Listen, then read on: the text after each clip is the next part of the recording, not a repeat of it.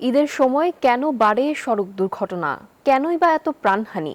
বিশেষজ্ঞরা বলছেন এই সময় সড়কে চাপ বাড়ে যানবাহনের। এছাড়া ফিটনেসবিহীন গাড়ি আর অদক্ষ চালকরা নামে রাস্তায়। পাশাপাশি রয়েছে দ্রুত গন্তব্যে পৌঁছার প্রবণতাও। সঠিক পরিকল্পনা ও আইনের কঠোর প্রয়োগ ছাড়া সড়ক দুর্ঘটনা নিয়ন্ত্রণ সম্ভব নয় বলছেন বিশেষজ্ঞরা। ঈদের আনন্দকে ম্লান করে দেয় বিষাদের সড়ক দুর্ঘটনা। আহত আর নিহত পরিবারের আর্তনাদ, হাহাকারে ভারী হয়ে ওঠে চারপাশ। আনন্দের বদলে বেদনা হয়ে ওঠে ক্ষতিগ্রস্ত পরিবারের নির্মম পরিণতি।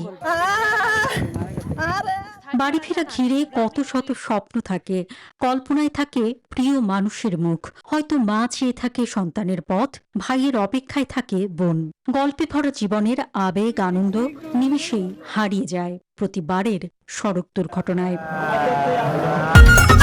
ঈদ লাগছে মনে, খুশির জোয়ার সবখানে, আরে ঈদ লাগছে মনে, বিকাশ পেমেন্ট সবখানে।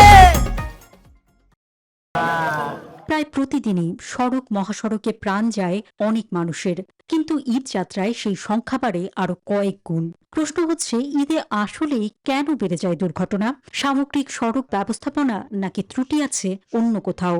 চালকরা যেমন বিরতিহীনভাবে গাড়ি চালায়, তেমনি ভাবে ওই গাড়িটি কিন্তু বিরতিহীনভাবে চলে। কারণ বেশি টাকা আয়ের জন্য পরিবহন মালিক যেমন চাপ দেয়, তেমনি চালকও উৎসাহিত হয়ে গাড়ি চালায় এবং অতিরিক্ত যাত্রী বহনের কারণে এবং সড়কের বেহাল দশার কারণেও কিন্তু সড়ক দুর্ঘটনা করে।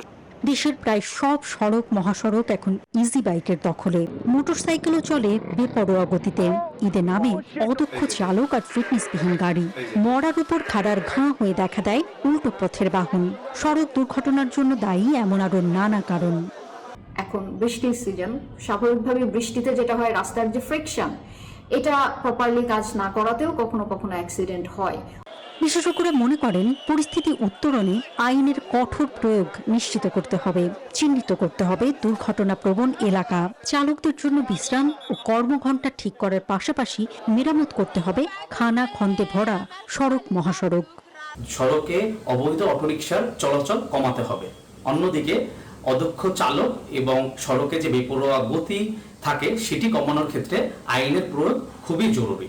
মৃত্যু অনিবার্য হলেও অব্যবস্থাপনা আর উদাসীনতায় যেন দুর্ঘটনায় কারো প্রাণ না যায় তা নিশ্চিত করতে হবে দায়িত্বশীলদের।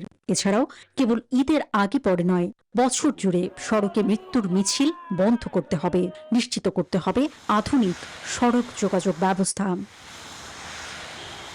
অন্তরা বিশ্বাস, নিউজ 24, ঢাকা।